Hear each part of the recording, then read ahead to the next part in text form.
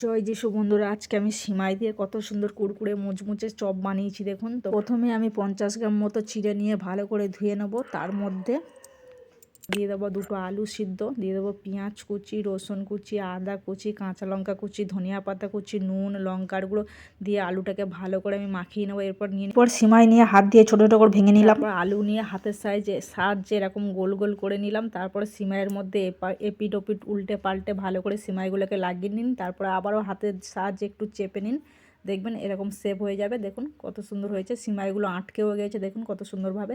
এরপর কড়াইতে তেল গরম করতে দিন, তারপরে এক এক করে ছেড়ে দিন সিমাইয়ের চপগুলোকে, দিয়ে ভালো করে উল্টে পাল্টে কড়া করে ভেজে নিন। আর এটা ভালো লাগলে আপনাদেরকে প্লিজ সাবস্ক্রাইব করবেন, এটা কিন্তু অপূর্ব খেতে লাগে।